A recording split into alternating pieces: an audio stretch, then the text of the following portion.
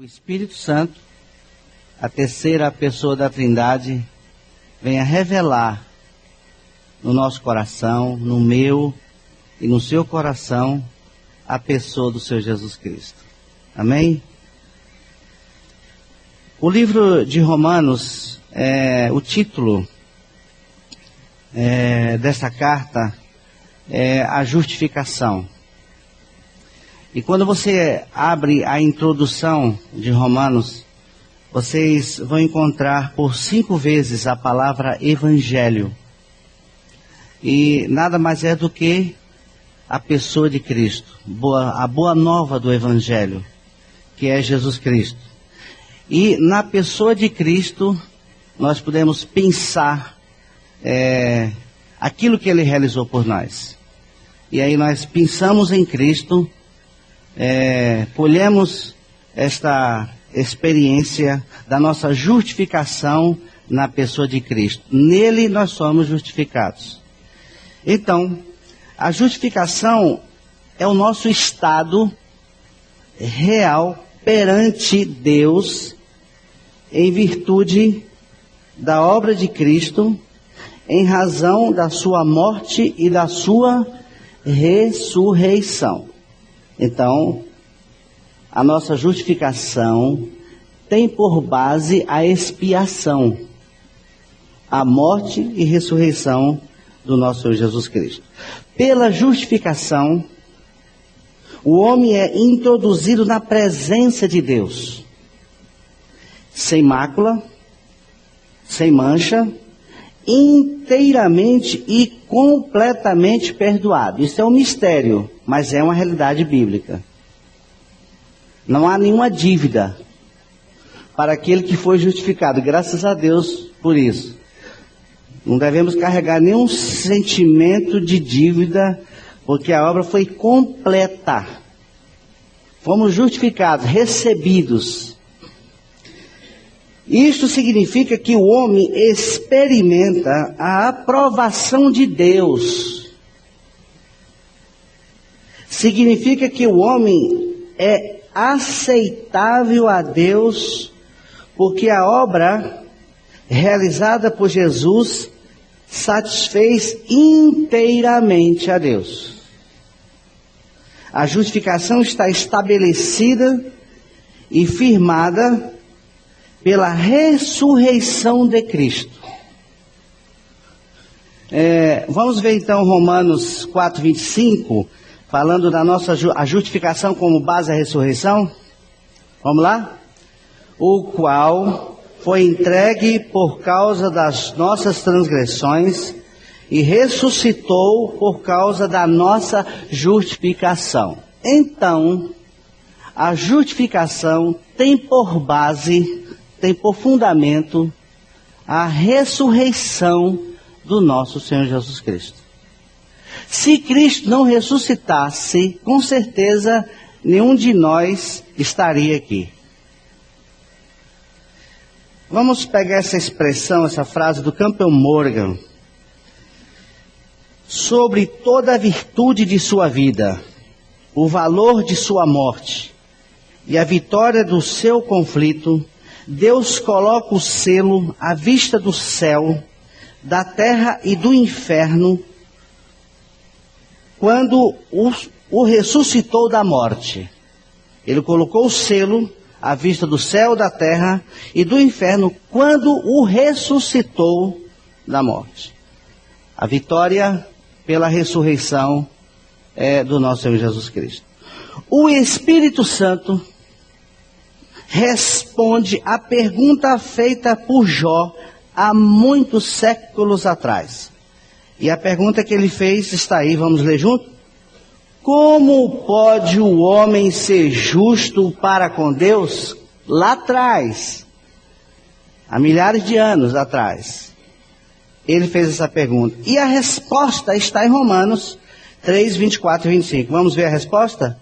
Sendo justificados gratuitamente por sua graça, mediante a redenção que há em Cristo Jesus, a quem Deus propôs no seu sangue como propiciação, mediante a fé, para manifestar sua justiça por ter Deus, na sua tolerância, deixado impunes os pecados anteriormente cometidos. Então, a nossa justificação, a pergunta de Jó, está onde? Em Cristo. Gratuitamente. Não se paga nada. O preço já foi pago. O que compete à justificação é nos tornar justos aos olhos de Deus. Tornar-nos aceitáveis a Deus. Habilitar-nos a estar na presença de Deus. O nascido de novo é declarado pela autoridade que tem a voz do Espírito Santo nas Escrituras, como alguém que está completo em Cristo, perfeito quanto à sua consciência, aperfeiçoado perpetuamente, limpo de toda mancha, agradável do amado, feito justiça de Deus em Cristo. Querem mais? Limpo, sem mácula, sem mancha, sem dívida. Está tudo certo. Nesses cânticos que nós acabamos de apreciar, mostrando o sacrifício de Cristo, a morte dele, a ressurreição. Ele ressuscitou, aleluia. Ele ressuscitou e está à destra de Deus. Essa notícia da ressurreição de Cristo é muito gloriosa. Então, a boa nova do Evangelho nada mais é do que a pessoa de Cristo. E o que o Evangelho anuncia é que Deus o enviou para nos justificar. Porque não há nenhum justo. Não há justo. E o meio de que Deus se utiliza para a salvação é que agora Ele nos dá em Cristo a justiça do próprio Senhor Jesus Cristo. Porque nós não temos justiça nenhuma. Não há justiça no homem. A nossa justiça é como trapo de imundícia. Não temos nada. Ele nos imputa. É uma justiça atributiva. Ele atribui a justiça de Cristo em nós sem nenhum mérito. Não é uma justiça retributiva em que eu tenho que produzir alguma coisa, que eu tenho que merecer para receber a justificação. Não. Deus imputa gratuitamente esta justiça a mim e a você pela justiça de Cristo. O que significa que Ele a põe em nossa conta. Ele acredita em nossa conta a justiça de Jesus Cristo. É dele, não é nossa. Ele acredita em nossa conta a justiça de Jesus Cristo. Deus cancela os nossos débitos, porque Cristo os pagou. De modo que, nessa parte, o livro fica cancelado e limpo. Este é o lado negativo da nossa vida. Então Deus coloca os nossos pecados, colocou os nossos pecados em Cristo. Ele acreditou em Cristo toda a nossa sujeira, todo o nosso pecado, toda a nossa mancha. Ele acreditou em Cristo. Esse é o lado negativo. Do lado positivo, ele acredita toda a perfeição e toda a justiça de Cristo a nosso favor. E assim, vestido e adornado com a justiça de Jesus Cristo, ficamos na presença de Deus. Este é o lado positivo da nossa experiência. Isso é justificação. Ele acredita em Cristo o quê? Os nossos pecados, a nossa natureza pecaminosa. E depois ele acredita em nós, o Filho dele, que vem com a justiça dele. Tudo dele. Justificação imputada pela fé. Então, o que é fé? A fé não é algo que existe em todos os homens. É um mistério. A fé não é de todos. É um dom de Deus. Então, Não é uma coisa, você não nasce com fé. Uns têm muita fé, outros pouca fé, fé de mais, fé de menos, né? Mas não existe esse negócio de fé.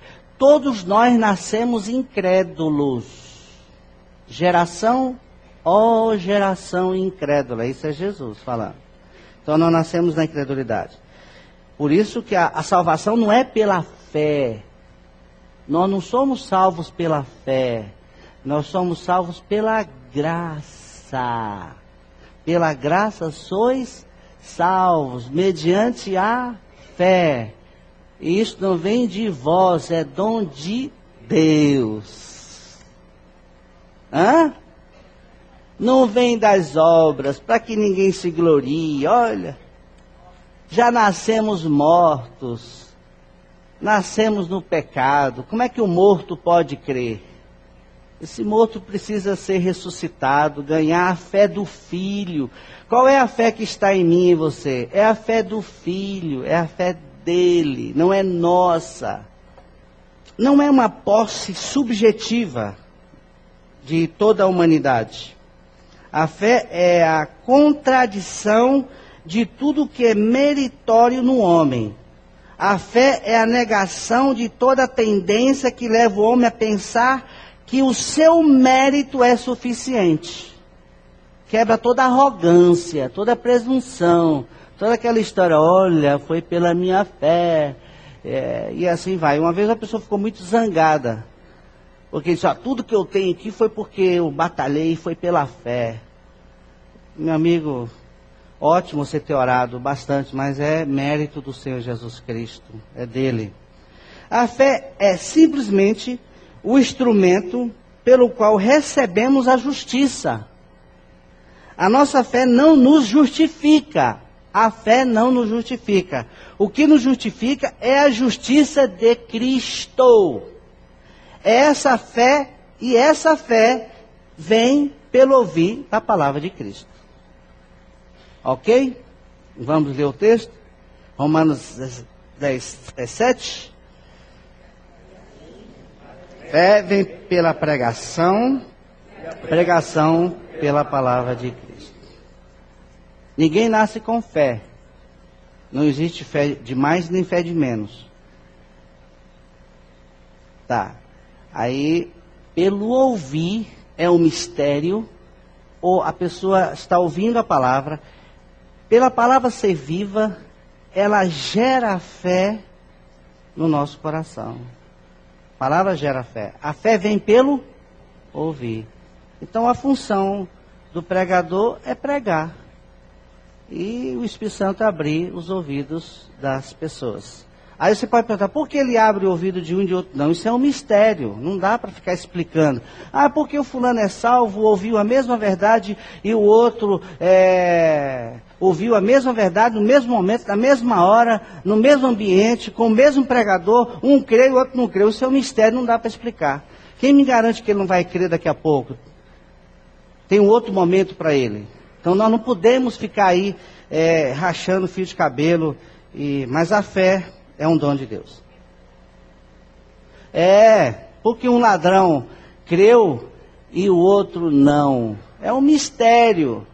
Do mesmo ambiente, sofrendo a mesma pena, com o Senhor Jesus Cristo ali no meio. Um creu e o outro não creu. Não sabemos por quê. Dois destinos. A partir do momento em que uma alma recebe a revelação de total miséria, sua completa e irremediável ruína, não poderá descansar até que o Espírito Santo revele ao coração um Cristo pleno e todo suficiente. Nós precisamos desta revelação. E se você acha que a paz depende de alguma coisa, que você tem que acrescentar, que você tem que fazer, isso aí não gera descanso. Você não vai poder dormir tranquilo. Isso que nós ouvimos aí, foi consumado, foi consumado, foi consumado. Isso tem que ser uma realidade dentro do nosso coração. A nossa alma precisa descansar por esta revelação. a suficiência de Cristo. Alguém disse o seguinte, que o incrédulo tem uma dificuldade em crer no sacrifício de Cristo. Isso é normal, não é verdade? É normal? Um incrédulo, um ímpio, um iníquo. O iníquo aqui, eu me lembro do meu primo. Ele foi evangelizar um rapaz no balcão e disse, olha, a Bíblia diz que se você não crê, você é um iníquo. Eu falei assim, rapaz, eu até estou gostando, porque é tão bonito, iníquo. Então eu sou iníquo? Que nome bonito. Então, essa iniquidade, ele tem dificuldade. Contudo, o nascido de novo tem dificuldade em crer na suficiência de Cristo. Parece um absurdo, só que isso aqui não é normal. O normal é o incrédulo rejeitar o sacrifício de Cristo. Mas não é normal uma pessoa que nasceu de novo não crer na suficiência do Senhor Jesus Cristo. É normal isso? E é uma luta muito grande entre nós. Nós não cremos que Ele é pleno. Ele nos salvou, nos justificou plenamente. Que Ele está nos conduzindo plenamente. Que os pecados foram perdoados. Que a nossa natureza foi liquidada. E que agora o viver dEle em nós, Ele é suficiente para nos conduzir em tudo. Não precisamos fazer nenhum retoque ao sacrifício. Não há necessidade de retocar o que Ele fez. Está tudo certo. A única e a perfeita solução de Deus para o homem caído é a revelação da suficiência de seu Filho Jesus Cristo. E como fruto da justificação temos a paz. O verdadeiro segredo da paz está em descer até o fundo de um irremediavelmente culpado, arruinado e sem esperança, e encontrar Cristo todo suficiente, que nunca pode ser perturbado. Quando um pecador é salvo, ele simplesmente descansa no fato estabelecido desde a fundação do mundo. O Calvário foi a expressão visível de um fato já estabelecido pelo determinado conselho e presciência de Deus. Foi lá atrás. O sacrifício é outro mistério, os mistérios da palavra de Deus. Os mistérios de Deus. Cristo é o mistério de Deus.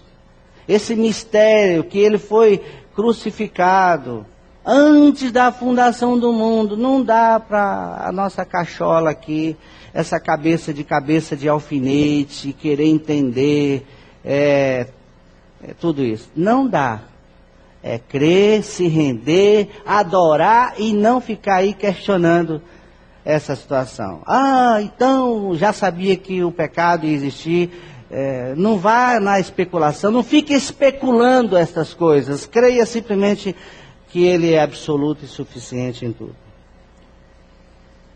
Uma declaração neste livro da Ruth Paxson, ela diz: a ressurreição é o amém do Pai, a exclamação do seu Filho, está consumado. Se Cristo não tivesse consumado, Ele não seria ressuscitado. Quando Deus o ressuscitou, isto significa que Deus está dizendo amém, concordando com a expressão dele, está consumado. Amém, não há mais condenação para aqueles que estão em Cristo Jesus. Nós já fomos julgados em Cristo, condenados em Cristo, perdoados em Cristo. Não há mais. Ele ressuscitou. E agora é a nossa vida. Um novo caminho. A paz como fruto da presença de Cristo. Ele é a nossa paz. Paz permanente e duradoura. O Espírito Santo revelou ao profeta Isaías, 700 anos antes da vinda de Jesus, a obra da cruz. Vamos ler esse trecho aí, comprido, mas muito significativo. Até que se derrame sobre nós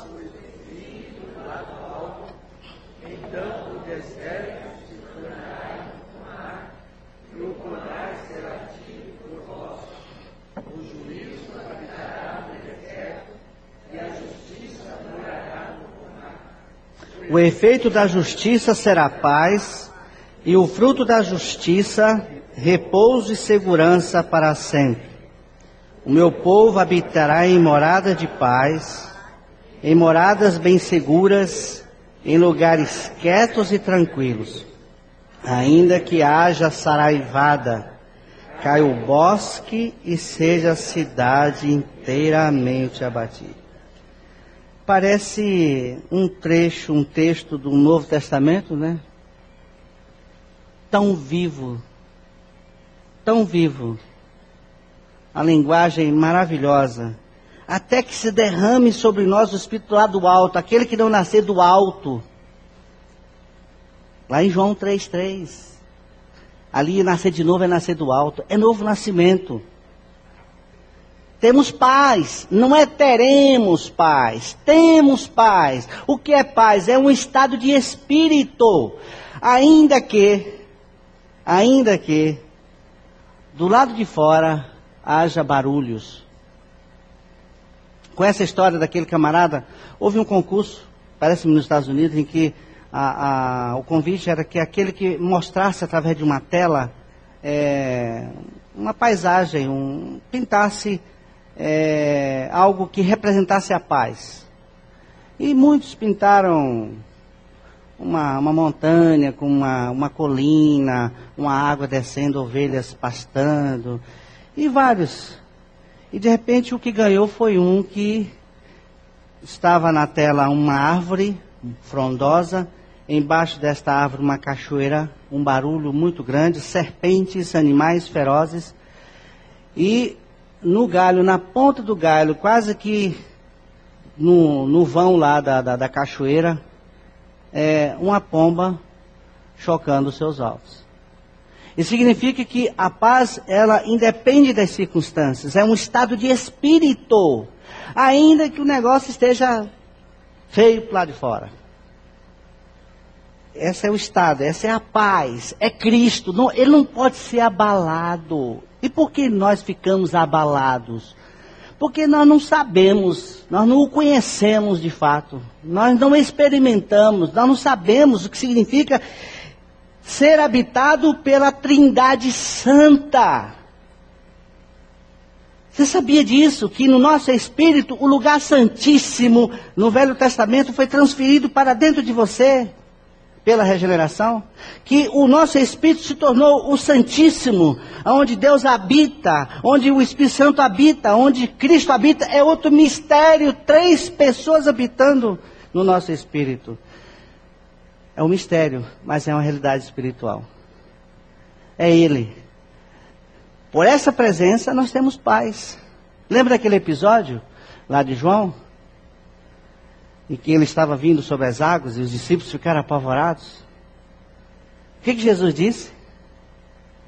Não temais, sou eu.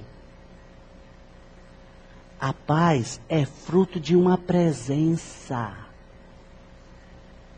Precisamos dessa revelação, da consciência da presença dele em nós.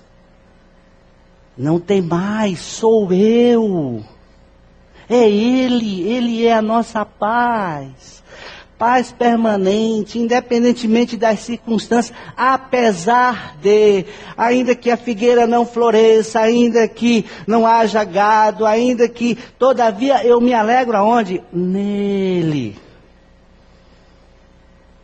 Pode haver tristezas, pressões, conflitos, e o fardo de se ter que passar por múltiplas tentações, por subidas e descidas, e por toda sorte de dificuldades e tribulações. Em meio a tudo isso, a alma é verdadeiramente levada pelo Espírito de Deus a enxergar o fim do seu próprio eu e a descansar em Cristo pleno. A alma aflita encontra uma paz que nunca poderá ser interrompida. Nunca pode ser interrompida. Pela justificação, obtivemos livre acesso a esta graça. Porque nós fomos justificados, estamos na presença de Deus e com acesso a esta graça, a usufruir dessa atmosfera, desta graça que é a pessoa de Cristo. Ele se torna o nosso parceiro na nossa caminhada. Esse contato diário, a palavra fiel é Deus que nos chamou para a comunhão. A palavra comunhão é a ideia de parceria. Ele é o meu, ele é o seu parceiro. Agora, o parceiro é aquele que está interessado no crescimento do outro. Se eu tenho um parceiro, eu quero que ele cresça, eu quero que ele tenha sucesso. E Jesus Cristo, ele é o nosso parceiro, ele está aí, nos ajudando, nos auxiliando, mostrando quem ele é. Essa parceria. Ele quer que eu cresça, que você cresça, que cresçamos nele. Então, essa graça e temos acesso a essa presença. O que significa isto? A fé em Deus, que fez a obra pela qual nós somos justificados, mas este Deus é um Deus que nos amou e que, exercendo o seu poder em amor e em justiça, ressuscitou aquele que levou sobre si os nossos pecados, introduzindo-o na sua presença como aquele que aboliu inteiramente esses pecados e que, fazendo-o, glorificou perfeitamente ao próprio Deus. Isso foi a obra consumada no Calvário. Isso foi o que Jesus Cristo fez. Ele abriu este novo e vivo caminho. Pela cruz, temos acesso. Justificados, pois, temos paz com Deus. Agora acesso a esta graça. Em paz nós vamos caminhar na atmosfera desta graça dia após dia, usufruindo de qual graça? Da pessoa dele, porque ele é graça sobre graça. Por que é graça sobre graça? Porque graça é vida. E graça sobre graça significa abundância. Por isso a expressão duas vezes, graça sobre graça. Porque a graça nos regenera e a graça nos conduz. A graça continua mostrando a suficiência de Jesus Cristo. Pela mesma razão, nós estamos de fato, por Jesus, na plena graça de Deus, perante quem nos encontramos. Estamos diante dele, limpo, purificado, perfeitamente aceito, agradável. Por favor, não aceite, não deixe Satanás trazer acusações do passado. Aquelas coisinhas feitas, mal feitas no passado. O velho homem produziu muita coisa. Não permita que Satanás traga a sua memória, aqueles feitos do velho homem, que aquilo já foi, olha, apagado. Se ele chegar para você, você diz, olha, o velho já morreu. Vai lá para a sepultura. Vai lá cobrar. Ele já morreu, já foi sepultado. Não foi o velho homem quem ressuscitou, não, viu? Ele ficou na sepultura. O velho homem ficou lá. A ressurreição é Cristo em nós agora. O velho já foi. Acabou. Manda ele cobrar lá do velho. Está lá na sepultura. Foi assim que Martinho Lutero fez, quando Satanás veio acusando de uma série de coisas e verdadeiras. Ele disse assim, olha, escreva no topo deste livro aí, o sangue já me purificou de todos os pecados. Um abraço. Efésios 2, do 4 ao 7, vamos ler juntos? Mas Deus, sendo rico em misericórdia,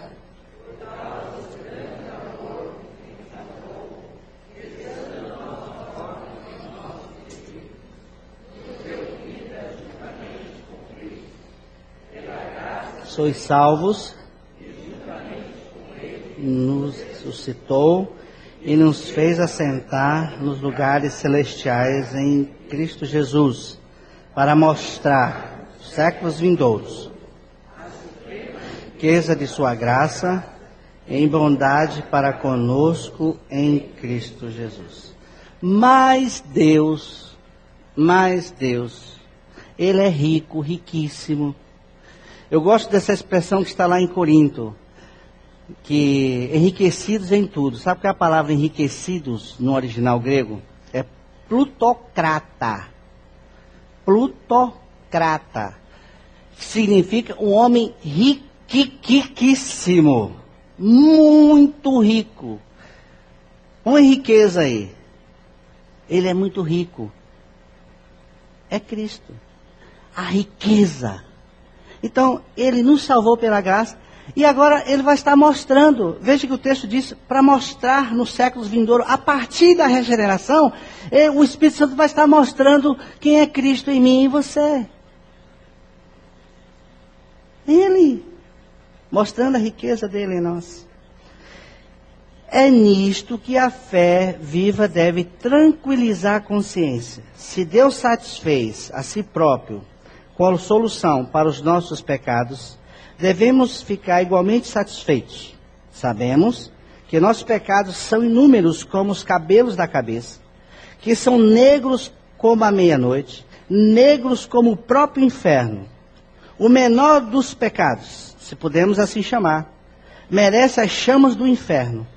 Uma simples partícula de pecado não pode ser jamais entrar em sua presença. E por conseguinte, não havia outro destino para nós, a não ser a eterna separação de Deus. Se por causa de um pecado, Adão foi expulso, se imagine nós. Por isso que a justificação nos dá toda a garantia. Por isso aquele que está em Cristo não pode temer. Não tenha medo. Nenhuma condenação. Já fomos justificados, não seremos. A justificação aconteceu lá atrás, naquela cruz. Lá em Cristo nós fomos justificados. E não existe graduação na justificação. É uma vez para sempre, por todo. Agora, o conhecimento da pessoa de Cristo já há uma diferença. Tem gente que tem um interesse, descobre essa riqueza e vai mergulhar na riqueza e na pessoa de Cristo. Tem gente que é mais lento. Foi justificado, de repente fica contente, satisfeito, só pelo fato de estar aqui frequentando, vem nas reuniões, escuta, acha bom, e vai, tropeça aqui, cai acolá, vai, né? Se existe esse cântico aí. Mas tem outros que mesmo num tropeço da descida e subida, ele está querendo Cristo, ele deseja por Cristo. Então peça a Deus para colocar no seu coração um amor por Jesus Cristo, pela pessoa dele, conhecê-lo. Mas Deus, ó quão profundo é o mistério da cruz, o glorioso mistério do amor redentor. O próprio Deus levou todos os nossos pecados, de modo como ele os viu e os avaliou. Vemos colocando-os sobre a cabeça do nosso bendito Salvador, do nosso bendito substituto. Sua ira foi contra os nossos pecados, pecados que nos levariam por toda a terrível eternidade. Sua ira foi derramada sobre o homem, Cristo, que ficou em nosso lugar, que nos representou diante de Deus. Ele abriu o caminho, temos acesso. O Deus perante quem nos encontramos é o Deus de amor. Tendo nos amado, nos salvou. E qual é o resultado desse amor? Somos introduzidos por Jesus ali, onde ele mesmo foi. Entrar lá onde ele está, e é entrar na glória. E nós já nos gloriamos na esperança da glória de Deus. Quem é a glória de Deus? Jesus. Podemos nos gloriar em Cristo, pela presença dele em nós. A glória dele. Podemos contemplar esta glória dia a dia, até sermos transformados. O próprio Deus é a origem de tudo.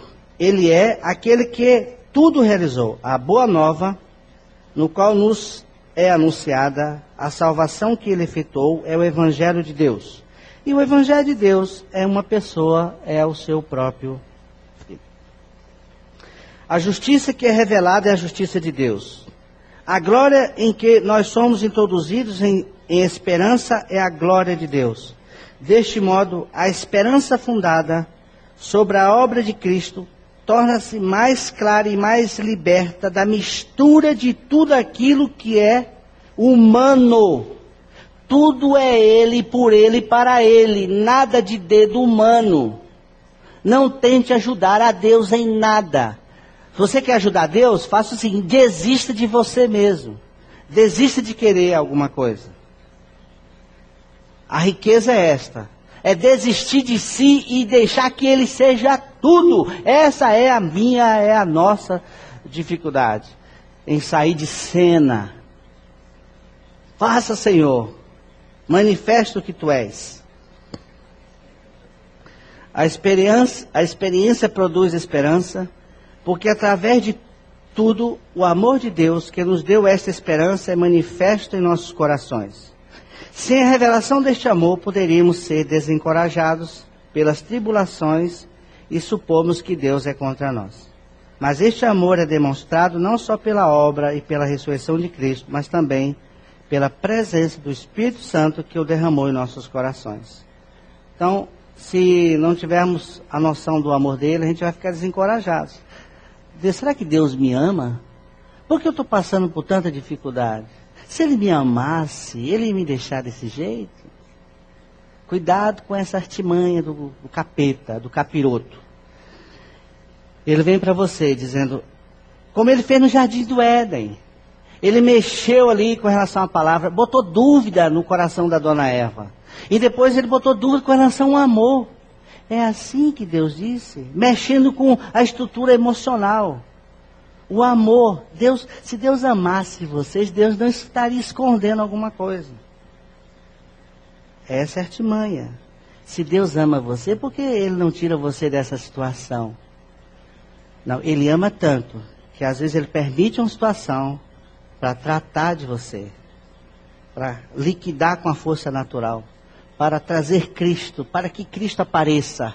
Esse é o objetivo maior de Deus, é que Cristo apareça, que Ele seja revelado.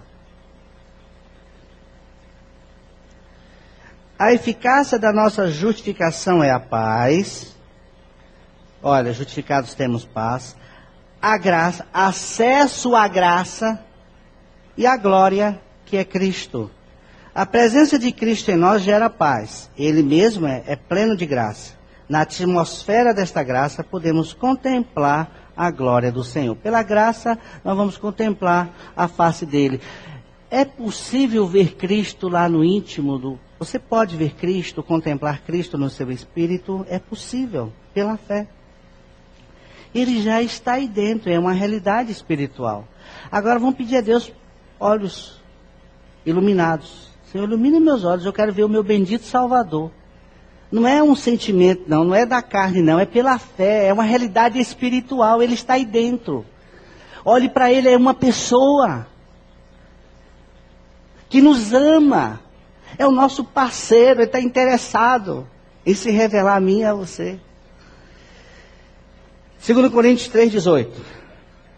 E assim seremos transformados de glória em glória na sua própria imagem, como pelo Senhor, o Espírito. Como? Como é que eu vou ser transformado? Como é que você vai ser transformado à imagem do Filho? Como? Pelo Espírito Santo. A resposta está no texto. Como? Pelo Espírito. É o Espírito Santo. Você, quando lê a Bíblia, você deve ler a Bíblia para encontrar Cristo. Não é para encontrar uma doutrina. Não transforma a Bíblia no manual de doutrina ou de alguma coisa, de um caça-níquel em que você abre a Bíblia para encontrar. Bem, eu preciso ler a Bíblia para buscar aqui como me tornar um sucedido em finanças. A Bíblia não dá esse respaldo.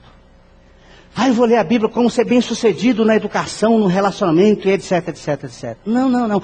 A Bíblia revela Cristo.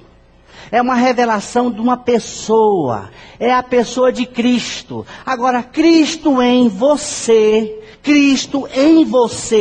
há de revelar ou ministrar conforme as suas necessidades, que cada um é diferente do outro. Pega um manual de educação e tente educar seus filhos. São 3 pessoas diferentes. Você corre o risco de prejudicar um. Então, tem gente que fica lá atrás, lendo Bíblia atrás de como ser bem sucedido financeiramente. O sucesso financeiro não é sinal de espiritualidade. Não é isso. É somente Cristo. Agora, se Cristo quiser fazer você próspero, Ele vai fazer. E se Ele não fizer?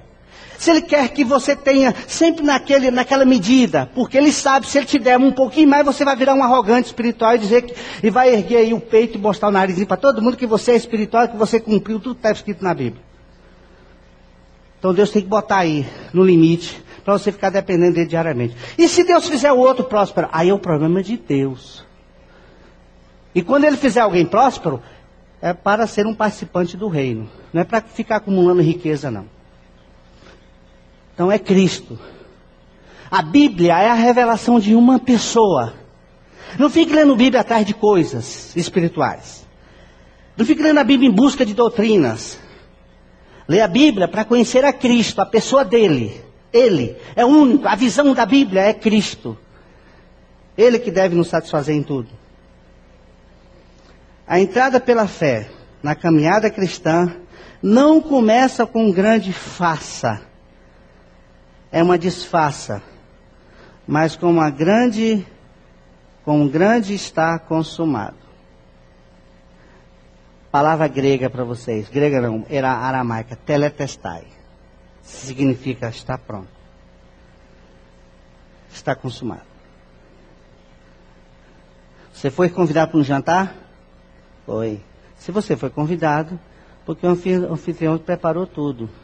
Agora você imagina você chegar com a marmitex lá, debaixo do braço. Você vai ter... É ridículo. O anfitrião vai pedir, olha, meu amigo, não é por aí. Eu já tenho o suficiente, até descobrir o gosto da sua comida, já até descobrir que você gosta de tais e tais pratos. Ele buscou saber, porque às vezes acontece isso, né? Cara, olha, o que fulano gosta? Ah, não vou preparar. Deus já preparou tudo. Não leve marmitex, não. Leva só a fome. O nosso andar começa com o descanso. O apóstolo Paulo inicia sua carta aos Efésios com a revelação de Deus, que Deus já nos abençoou. Portanto, somos convidados desde o início a descansar e a celebrar com o que Deus já fez. Vamos juntos? Bendito Deus e Pai, nosso Senhor Jesus Cristo, que nos tem abençoado com toda a sorte de bênção espiritual nas regiões celestiais. Ele já nos abençoou ou não? Está escrito. Está escrito. É palavra viva. É revelada. Por que não é uma realidade da nossa vida? Que não cremos. Mesmo regenerado. Não está crendo. Aí a gente fica atrás de bênção. Ah, eu quero ser abençoado de tal coisa. Eu quero... Não, já fomos, já temos tudo em Cristo. Deixa Cristo manifestar o que Ele é através de você. Já temos tudo. No dia que você parar de correr atrás de bênção, sabe por que deve parar? Porque nós já fomos. Se você descobrir que já foi, não precisa correr mais. Agora, ser tu uma bênção. Não fica atrás. Ah, eu quero ser eu estou atrás de bênção. Eu vou lá para Batista, lá para atrás de bênção. Você não devia vir aqui atrás de bênção, coisa nenhuma. Você devia vir aqui para ser uma bênção. E não atrás de bênção. Porque você já foi abençoado em Cristo. Com tudo. Passado, presente, futuro, já foi. Está tudo feito, está tudo consumado. Relaxe. Descanse. E aí eu perdi onde é que eu estou. Vamos lá. A base de nossa justificação foi a ressurreição do nosso Senhor Jesus Cristo. Do nosso Senhor.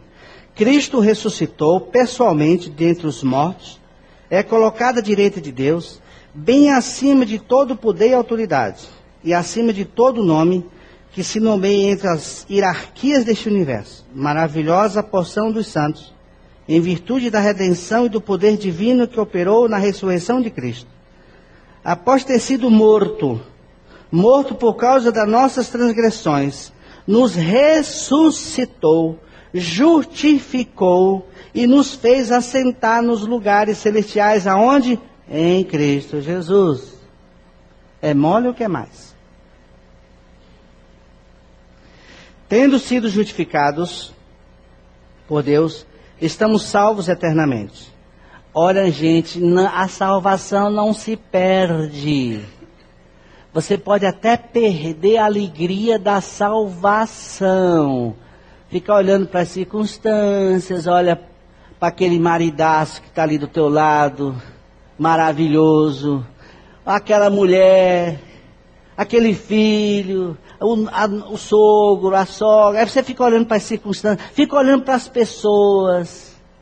Aí você olha para um lado, olha para outro, e se entristece, olha para si mesmo, e se entristece, perde a alegria, fica borocochô, como semiconflauta, abatido, e fica lá. O que perdeu? A salvação? Não, a alegria da salvação. Por quê? Porque fica olhando para as circunstâncias. Deixou de olhar para o autor e consumador da nossa fé, o nosso Senhor Jesus Cristo.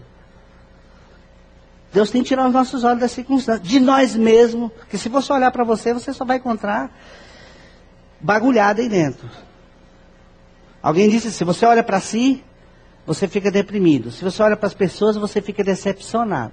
Se você olha para as circunstâncias, você fica angustiado.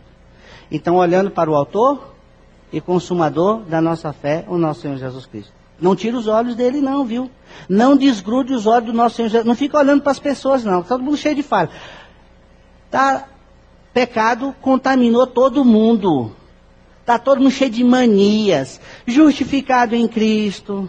Agraciado em Cristo. Mas cheio de manias. Aí se você olhar para a mania, aí você fica, julga.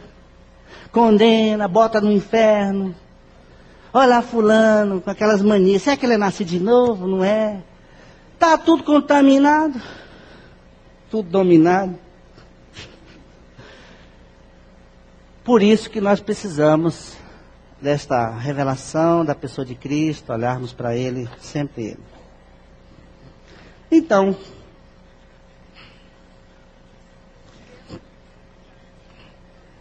nada e ninguém jamais, tendo sido justificado por Deus, estamos salvos eternamente. Sendo justificados por Deus, estamos justificados para sempre. Nada e ninguém jamais poderão mudar essa posição. Vamos ler aí de Romanos 31 a 34? Pois, à vista dessas coisas, se Deus é por nós, quem será contra nós? Aquele que não poupou ao seu próprio Filho, antes por todos nós o entregou, porventura não nos dará graciosamente com ele todas as coisas? Quem tentará acusação contra os eleitos de Deus? É Deus que os justifica. Quem os condenará? É Cristo Jesus, que morreu ou antes, que ressuscitou, o qual está à direita de Deus e também intercede por nós. Gente querida, gente amada de Deus, olha que texto maravilhoso. Quem nos condenará? Quem vai acusar um santo? É bom ficar em silêncio diante de Deus. Não fique aí atrás de quem é, quem não é, julgando. Olha, fulano não tem, olha fulano. Não, Cristo, Ele é o mistério dele. Nós vamos ser surpreendidos lá no céu. Gente que a gente achava que estava lá, não está. Gente que jamais você já tinha até colocado no inferno, está lá. Entendeu? Gente, aquele dali não tem mais jeito, vai para o inferno. Aí você chega lá e é surpreendido. O bichão está lá. Ó. E aquele que você apostava tudo, não está. Cadê fulano? Não está aqui. Pois é. Por isso que é bom a gente ficar quietinho, diante de Deus, em comunhão com Ele, se possível ser bênção na vida do outro, ser um instrumento de salvação, dispensando graça, porque graça sobre graça. Eu vim para que tenham vida em abundância. Ele é cheio de graça. Quem crê em mim, como diz a Escritura, do seu interior fluirão rios de água viva. É Ele, brotando e jorrando para o outro, para o vizinho, para todo mundo. Para tudo que é tipo de curva de rio. É Ele. Olhar para Ele. Fala, filho.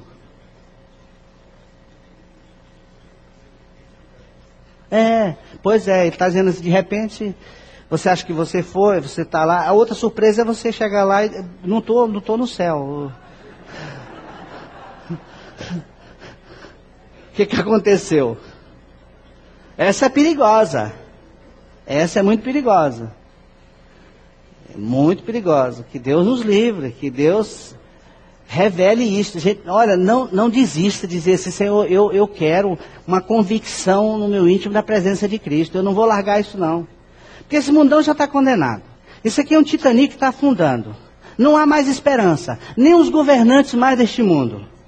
Eles estão desesperados. A ciência perdeu o controle. Os cientistas não sabem mais o que falar. Uma hora fala uma coisa a outra. Um dia fala que o sal faz mal, outro dia faz bem. Um dia fala que o açúcar faz mal, outro dia fala que o açúcar faz bem. E está todo mundo perdido. Não há mais nada. Esse mundo está... Olha, o aquecimento global. Daqui 50 anos. Isso... não daqui 30. Daqui a pouco estão surpreendidos. Você vai acreditar nessa turma?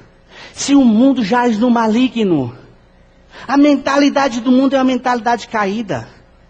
Você fica acreditando nesses conceitos? O mundo jaz no maligno. O pai dessa turma aí é o capeta. Aí você fica acreditando em conceitos de uma mente caída. Eu às vezes me vejo assim, como aquela rã que foi colocada num balde de água fria e o fogo aceso embaixo.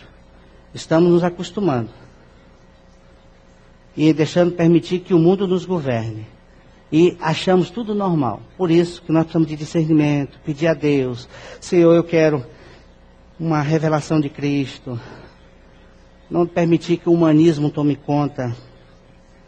Nossa vida cristã é um antigozo do banquete celestial que ainda está por vir.